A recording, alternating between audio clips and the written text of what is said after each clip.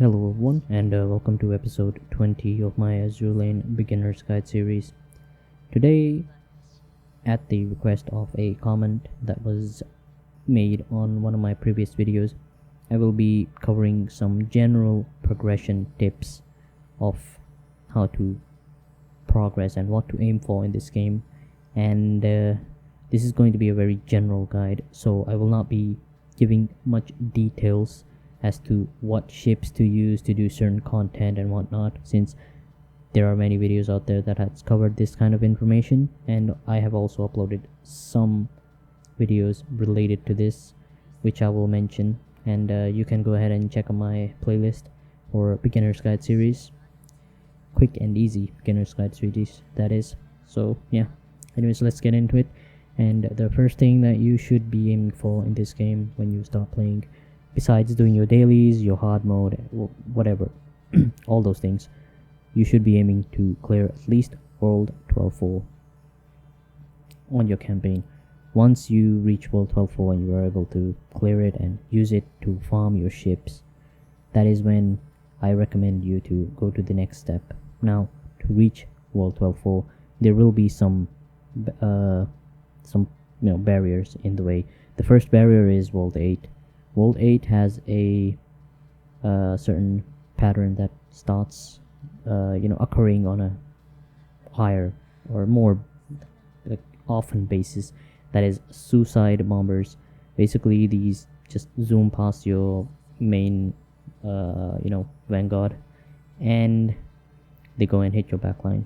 But here's what you need to do to counter that. Just run a 3 battleship or battle cruiser backline, so that they can deal with the suicide bombers and they don't hit your backline.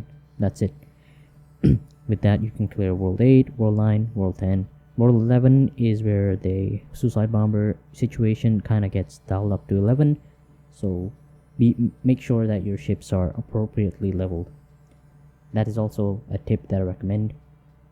Whatever world you're tackling, make sure your ships are either the same level or couple levels higher than the enemy ships, because if they are lower level, you will take a penalty and you will deal less damage and take more damage from them. If you are levels higher, then the enemy will take penalty, where they will deal less damage to you and will take more damage from you. So yeah, and World 12 is actually not that hard, and World 12 is where you have to kind of drop all your battleships and just use only aircraft carriers.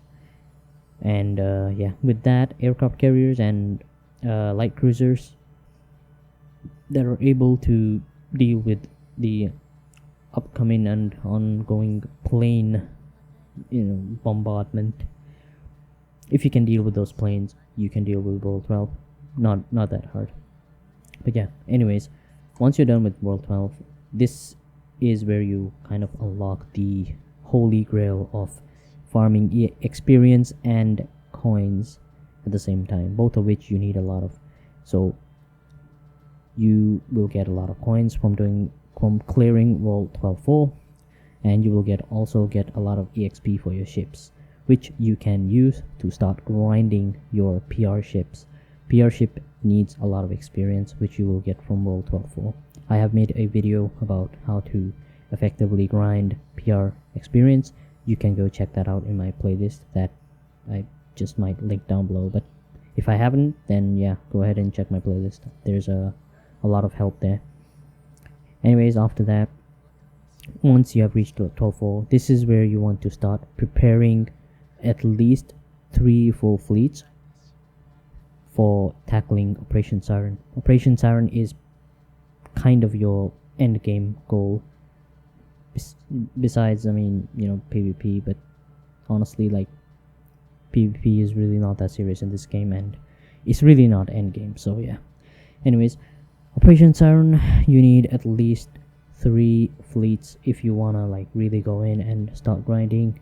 And because Operation Siren is obviously really good to grind, you get a lot of good gear from Operation Siren that you can the resources that you farm from Operation Siren will allow you to craft really good endgame gear. So yeah, Operation Siren is obviously top priority there. but you need 3 full fleets at least, in my opinion, if you want to tackle all the content that Operation Siren has to offer. And that's where 12.4 comes in. And honestly, I believe that for Operation Siren, obviously you want level 120 ships all across the board, at least level 120, and of course level 125 for your valuable UR ships. That will allow you to tackle Operation Siren content, get the gear or like materials that you need, and which will help you craft all the good god gear, the UR gear that you can craft from the what is that, I forgot. It's the gear lab, right? Yeah, the gear lab. Basically all this gear you can only craft if you have Operation Siren gear, Operation Siren materials. And Operation Siren also helps you to start your farming for the meta ships, but in my opinion the meta ships aren't really that good. But yeah, if you're interested in them, then go ahead. And yeah, that's basically the general progression in Azur Lane. You want to first focus on clearing World 12, and once you've cleared World 12, you can grind and get 3 Operation Siren ready fleets, for which I have also made videos of how you should set these fleets up, and I've also given ship recommendations. And after the Operation Siren, that's where you want to start going after World 13, 14 and 15. World 13 will not be that hard. It will be similar to 12, but more planes that will come after you. But World 14 and 15 require some planning. They are actually kind of challenging. So for those worlds, you do need a lot of the UR ships ready, a lot of the end game gear ready, and level 125 ships just to make your life easier, and just to be able to actually clear them. So yeah, that is basically the basic progression of Azur Lane. It is really not that difficult or complicated. It is very simple and very basic, because this game is highly casual and really doesn't have a strict end game that you should be aiming for. So yeah, thanks for watching guys, and hope you enjoyed this video, and hope this video helped you as well, and I'll see you all next week. Goodbye.